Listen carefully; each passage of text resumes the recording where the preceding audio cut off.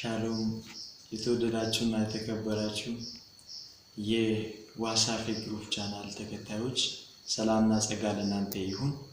ዛሬ የማካፍላችሁ አንድ ርዕስ አለኝ። የጌታ ባሪያ የምነግራችሁና የማስተምራችሁ አንድ እግዚአብሔር ረድቶኝ እግዚአብሔር የሰጠኝን ድምጽ ላካፍላችሁ እወዳለሁ። እሱም ደግሞ ከእግዚአብሔር ጋራ ጤናማ እድገትን ማደግ በሚል ርዕስ ዛሬ እንማራለን። ጌታን በብዙ ይረዳናል። አብራችሁን ቆዩ።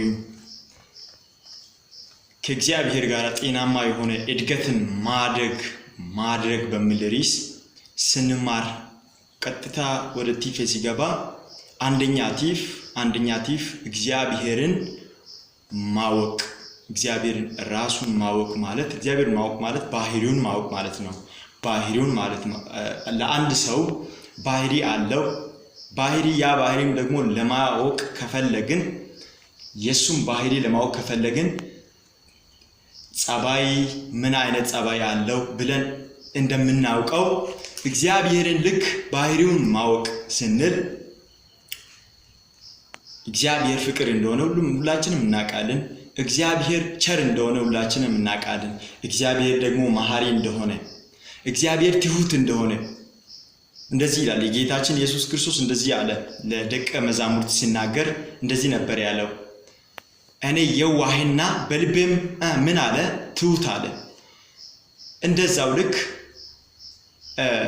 ሁላችንም በቃል እንደምንማረው ራሱን ዝቅ አድርጎ ክብሩን ትቶ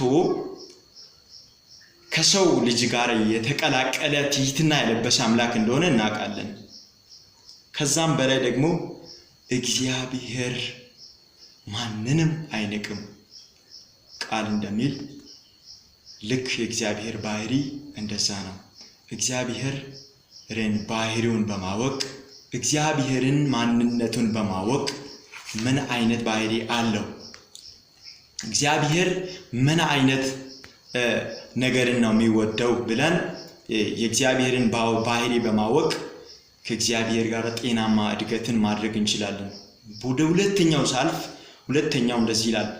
ከእግዚአብሔር ጋር ጤናማ የሆነ እድገትን ማደግ ምን አይነት ነው? እግዚአብሔርን በምን ከእርሱ ጋር በምን አይነት ማደግ እንችላለን ብንል የእግዚአብሔርን ፍቃድ በማወቅ እግዚአብሔር የሚወደውንና የማይወደውን አካፍለን ሁለቱን ስናውቅ ከእግዚአብሔር ጋር ጤናማ እድገትን ማድረግ እንችላለን። ለምሳሌ አንድ ሰው የሚጠላውና የማይጠላው ነገር አለ። ልክ ክፉንና ደጉን አውቀን እንደምናውቅ ለአንድ ሰው ባህሪ ሁለትን ነገር እንደሚያውቅ የእግዚአብሔርም ልክ እግዚአብሔር እኮ ሰውን በአምሳሉ እንደፈጠረ ልክ እግዚአብሔርም እንደዛ ነው ሲያስበው። እኛም ስናስብ እግዚአብሔር ሁለት አይነት ባህሪ የሚጠላው የሚወደው አለ። ክፉንና ደጉን ለይተን እሱ የሚጠላው ምንድን ነው? ከነዚህ ሁለቱ ደጉን ይወዳል፣ ክፉን ይጠላል። ቀድመን እንደምናውቀው እግዚአብሔር ፍቅር እንደሆነ ፍቅር የሚያደርጉትን ይወዳል። መሐሪ ስለሆነ ምሕረት የሚያደርጉትን ይወዳል። እግዚአብሔር ትሁት ስለሆነ እግዚአብሔር ደግሞ የዋህ እንደሆነ የዋህነትን የሚወዱትን እግዚአብሔር ይወዳል። ልክ እግዚአብሔር የሚወደውን ብቻ አድርገን ልክ እንደ ዳዊት በቃሉ ስናይ እንደዚህ ነበር ያለው። ዳዊትን እግዚአብሔር እንደ ልቤ የሆነውን የኤሳይን ልጅን አገኘው አለ። የኤሳይን ልጅን ያገኘው እግዚአብሔር ዛሬ ልባችን እንዲገባና ልባችን ፈቅዶ እንዲገባ ፍቃዱን የሚያደርግ ልብ በእኛ እንዲፈጠር ዛሬ እንማራለን፣ እንጸልያለን፣ እንራመዳለን። እንደ እግዚአብሔር ፍቃድ። እንደማን ፍቃድ? እንደ ጌታችን ፍቃድ።